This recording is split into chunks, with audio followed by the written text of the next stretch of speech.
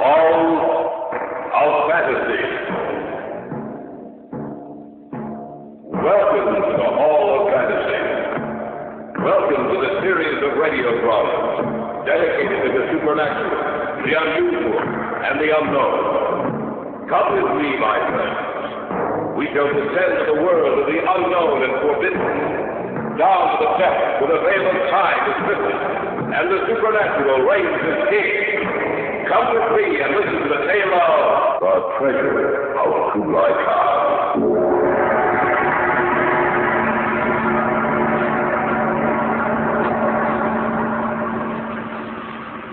It would be impossible for him to still be alive.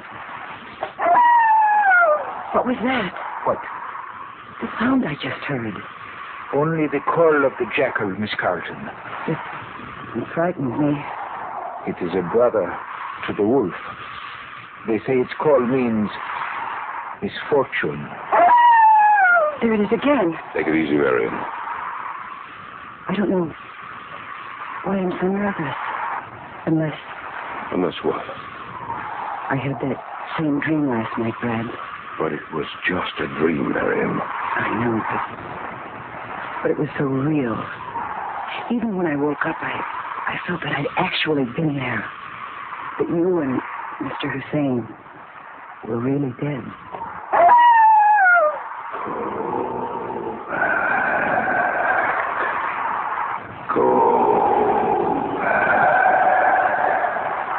Lest death be your reward.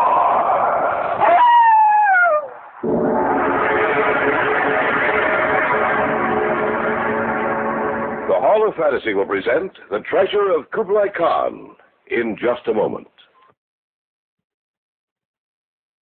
And now for our story, The Treasure of Kublai Khan.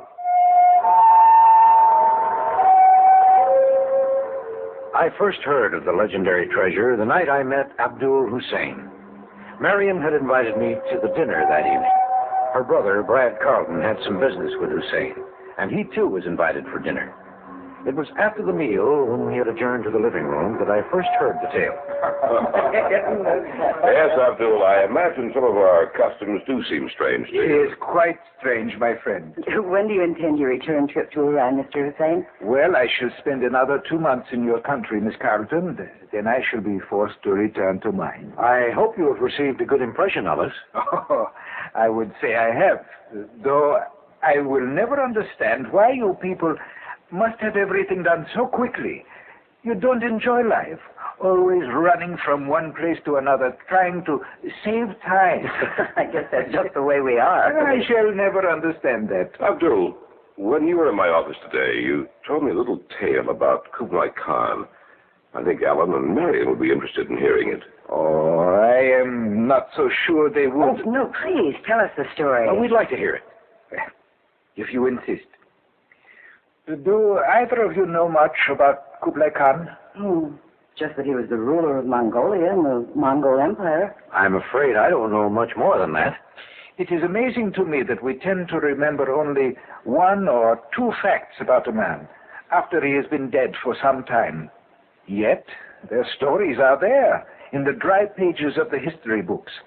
And if one can read between the lines, the man comes alive. Kublai Khan was a fascinating person. Under him, the empire reached its greatest heights. To his treasure houses came the wealth and the money of the conquered peoples. I wonder whatever happened to all that treasure. Oh, it was probably spent or destroyed. You are right to a point. What do you mean? Most of the treasure was naturally spent or destroyed, especially after Kublai's death and the struggle for power which followed his demise. But there is one treasure catch, according to legend, which was lost, and to this day remains intact. You can't be serious, Mr. Hussein. But I am, my dear Miss Carlton. Where is it hidden? That is the only barrier which remains to be overcome. No one knows where it is hidden. The general area is known, yes, but the specific location is not. What general area? It is said that the lost treasure of Kublai Khan lies somewhere between the Deshti Keber Desert and the Elbrus Mountains. But that's in your country. The seat of government for Kublai Khan was in northeastern China. So it was. Well, why wouldn't Kublai Khan keep his treasure where he could get to it easily? Why would he hide it almost 3,000 miles away? I shall answer your question with a question. Why would he not only be interested in northeastern China? Why would he send his emissary Marco Polo to the far corners of his empire?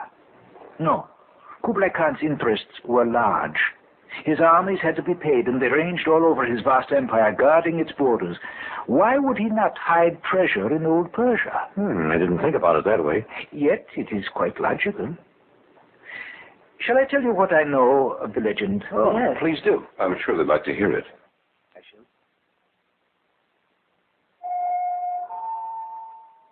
Shortly after he founded the Yuan dynasty in the year 1260, Kublai Khan had reason to believe that an attempt would be made to overthrow him.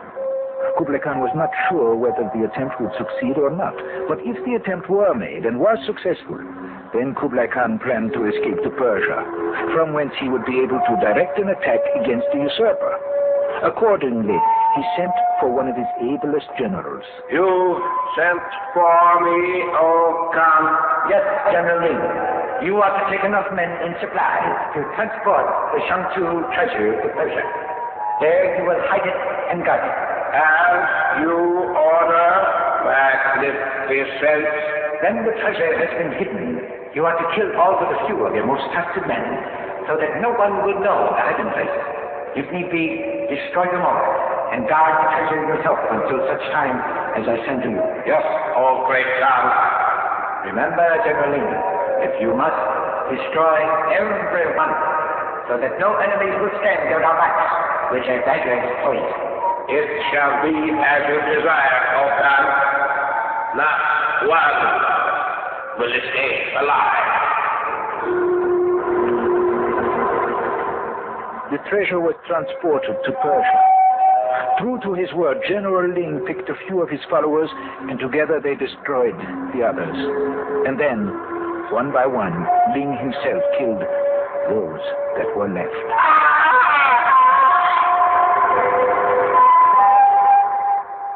Through the years, Ling guarded the treasure, and those who came too close to the hiding place saw a man on a horse in the distance, who rode towards them at a gallop. He loomed up before them, his great sword swinging, and death was their reward for stumbling out of the treasure. Never did Kublai Khan send to him, yet Ling remained faithful to his trust. When the great Khan died, no one knew where Ling was, and the treasure became lost. Ling was never heard from again. Is this story true, or are you just making it up to amuse us? I assure you, Miss Carlton, this story is true. Has anyone ever tried to find the treasure? Oh, yes, many have tried, but with no success. Then actually there's no authentication for the story. I have reason to believe there is. Why? Recently, just before I left my country, I came into possession of this. What is it? It is a copy of an old map that I discovered in one of the caves near the mountains. Then you've actually looked for the treasure. Yes, I stumbled onto the cave quite by accident. It had once been inhabited because I found ancient weapons and cooking utensils. On the wall of the cave, there was drawn the lines you see before you. That I copied down on this piece of parchment. I believe this map will lead me to the treasure of Kublai Khan. And you intend searching for it when you return to your country? Yes, I do. No, I wouldn't mind going with you. Neither would I. Then why do you not come with me? Why don't we? Do you think we could, Brad? Well, we could arrange it, I suppose. I know I could take a leave of absence. So could I. Well, I could get away easily enough. Of course. And if we do find it, the treasure belongs to you, Mr. Hussein. There will be enough for all of us. Enough to make us rich beyond our wildest dreams. Then let's do it. Right. And whether we find anything or not, the trip will be worth it. There is one more thing I must tell you. And that is? When I said that many had tried and none had succeeded, I should have added that many have died or been killed in their attempt to locate the treasure. For it is said that General Ling still guards the treasure of the great Khan, that he still waits for word from Kublai Khan, and that he brings death to any who stumble upon the treasure. We'll return to the Hall of Fantasy in the tale of the Treasure of Kublai Khan in just a moment. Back now to the Hall of Fantasy in the tale of the Treasure of Kublai Khan.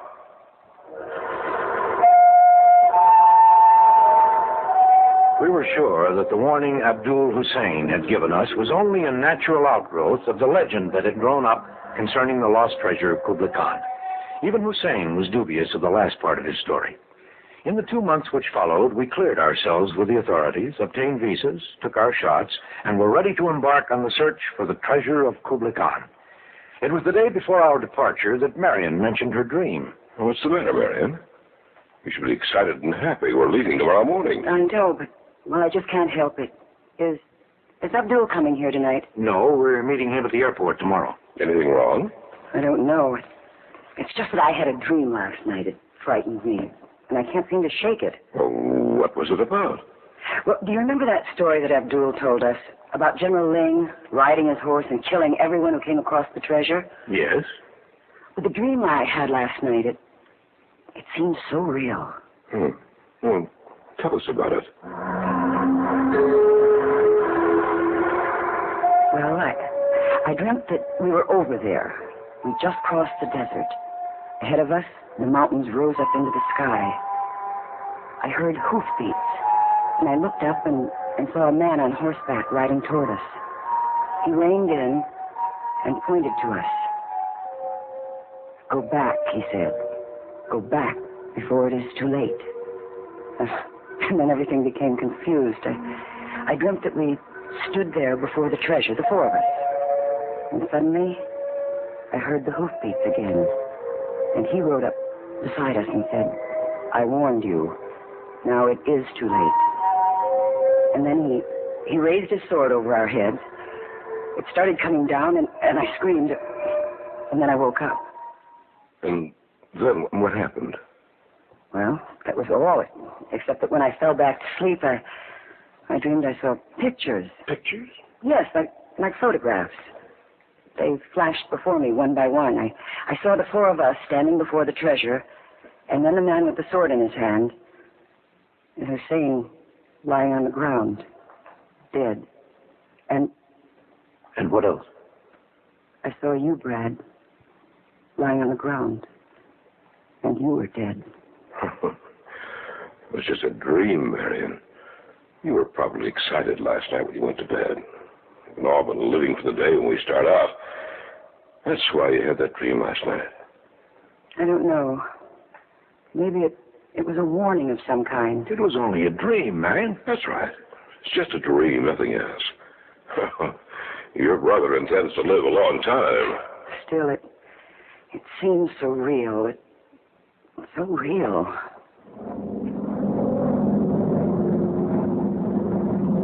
Telling us about her dream seemed to relieve Marion, and by the following morning, we had all forgotten about it. We had beautiful weather all through the flight. We stopped first in Africa, changed planes, and then flew over Libya, Egypt, the Red Sea, Saudi Arabia, across the Persian Gulf, and landed finally at Bandar Shapur, perhaps 100 miles away from Abadan.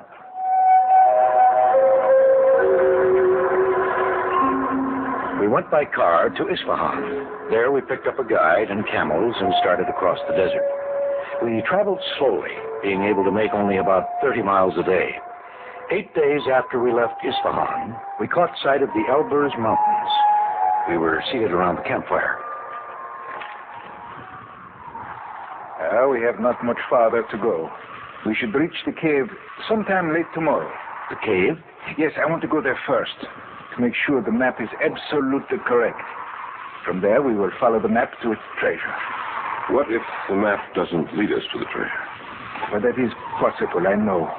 If that is the case, then I shall begin all over again. I have searched for Kublai Khan's treasure for 10 years. I shall continue to search for it. The guide you hired isn't very talkative. You are foreigners. He is afraid of you, does not trust you. But he is a good man. I hope we do find the treasure, Abdul. Oh, I'd hate to go back empty-handed. I have a feeling that we will. And the stories about General Ling? You mean that he still guards the treasure? Yes. They are not true, of course. It would be impossible for him to still be alive. What was that? What? The sound I just heard. Only the call of the jackal, Miss Carter. It frightened me. It is a brother to the wolf. They say its call means misfortune. Here it is again. Relax, Marion. We're all on edge. I suppose so. What was that? The camels, Miss Carlton. The call of the jackal makes them nervous. Take it easy, Marion. I don't know why I'm so nervous. Unless Unless what? I had that same dream again last night, Brad. It was just a dream, Marion. I know, but it's so real. Even when I woke up, I felt that I'd actually been there. That you and Mr. Hussein were really dead.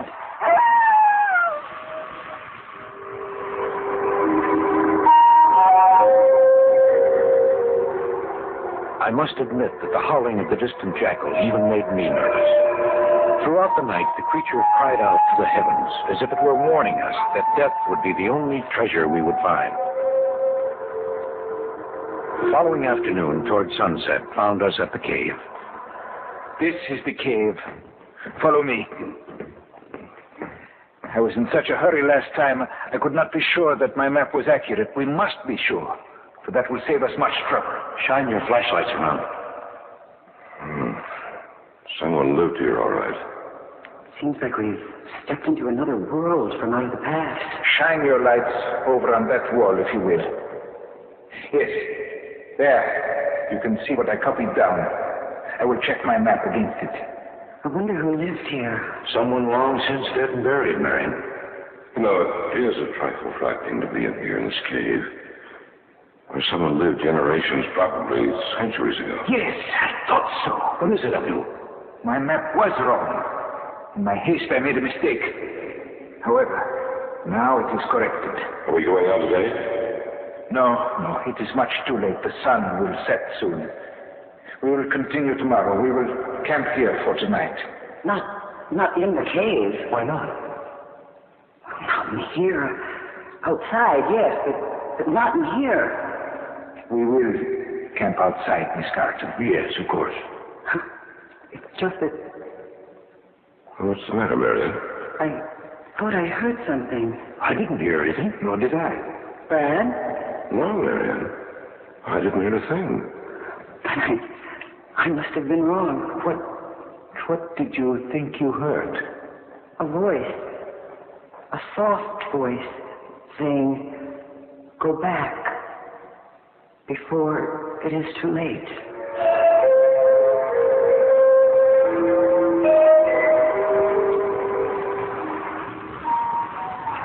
What time is it? Almost 11. So Marion had the right idea. She went to bed almost an hour and a half ago. Well, I think it is time for me to retire also. What happened to Ali, the guide? I imagine he retired some time ago. I thought I saw him go into the cave. When? A short while ago. It is possible he went in, but why he should go, that I cannot understand. Unless it is something that was a scream. It came from the cave. We'd better take a look. Right, come on. Ollie, are you all right? He does not answer. We'll see what's wrong in a moment. Oh. There he is. Oh. What's wrong? Just a moment. Well? He's dead. What? Yes. He's dead.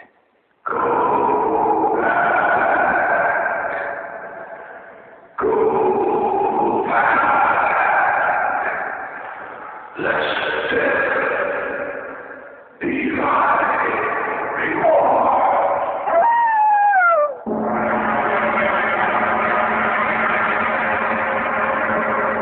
You are listening listening to the tale of The Treasure of Kublai Khan on this week's journey down the corridors of the Hall of Fantasy. We'll return to our story in just a moment. And now, back to our story entitled The Treasure of Kublai Khan. We stood looking down at the prostrate form of the guide stretched out on the floor of the cave. We had heard his scream just a moment before, and we had run from the camp into the cave, only to find him dead.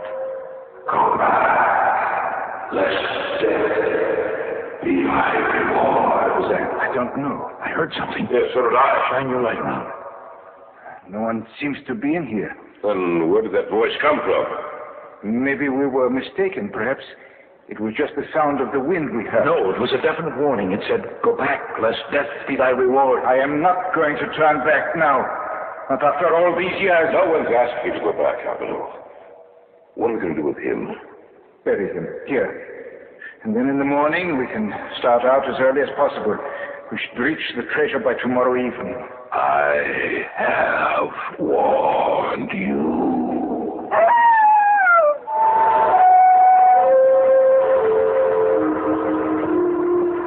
Seems to be leading us back into the desert. We are traveling in the right direction. The treasure is located at the lost oasis. I hope you're right, Abdul. I know I am right. We're only a few miles from the mountains. But we were at the foot of the mountain before, Abdul. The oasis lies west and south of the mountains, and that is the way we are heading. Does that wind seem to be any stronger than usual? A little. Do you think it might be blowing up the sandstorm? It is quite possible. We must make the oasis within the next few hours.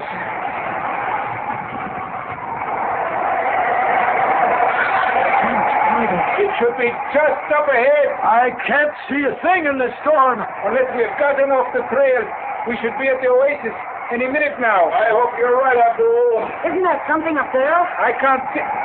Yes! It is the oasis. We made it. After 10 years of searching, I have found the treasure. Somewhere in that oasis, my friend, is the treasure of Kublai Khan.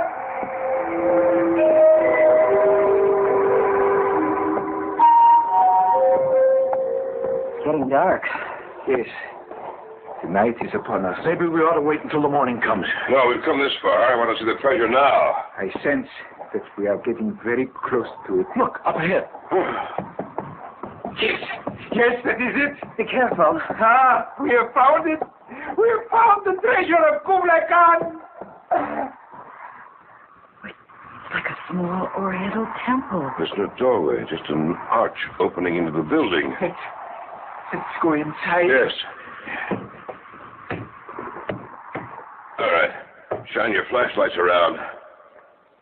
Oh, the whole building is covered with open trunks and bags and gold and jewels. The wealth and grandeur of an empire now dead. We don't belong here.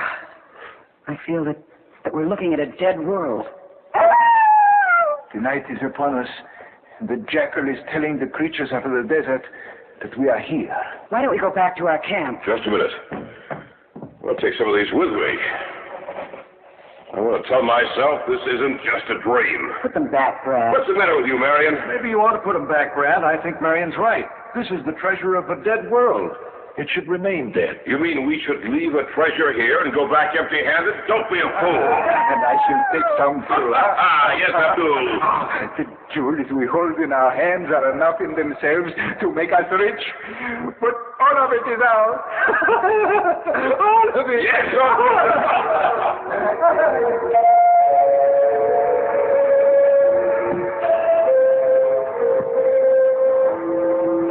Who's there? It's Alan.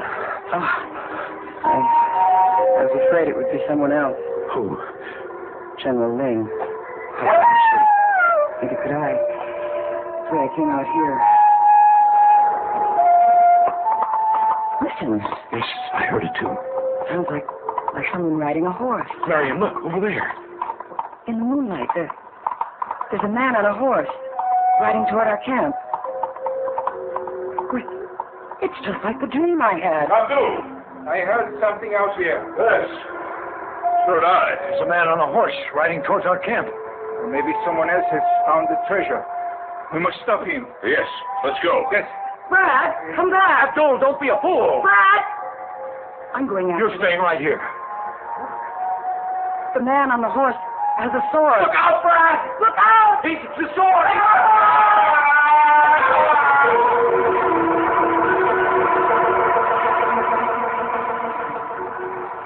They're dead. Both of them. Yes. It was just like the dream. Just like the dream. We should never have come here. Listen, he's coming back. What are we going to do? We'll wait here for him. There's nothing else we can do. I warned you. Still, you did not heed my warning. The two of you are free to return to your own land. The other two coveted the treasure of the great Khan, and so I brought death to them. Leave now. Leave this place, and wipe from your minds all thoughts of the treasure. For I must guard the treasure of Kublai Khan until he sends for me. Those who seek the treasure will find the way. Death.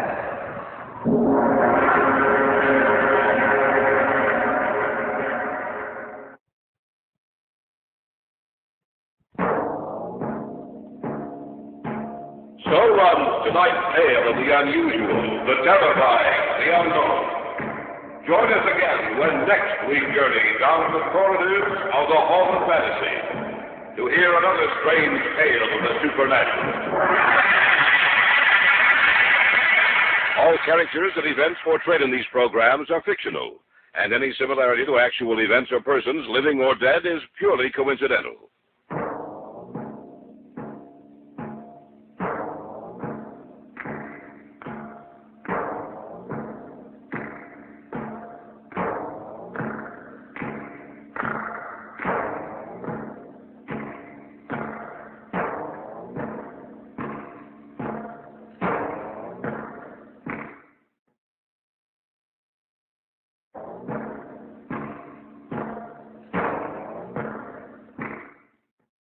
Spooky Ventures is the home for spooky content and spooky merchandise on the web. Check it out today at spookyventures.com. And remember, always keep it spooky.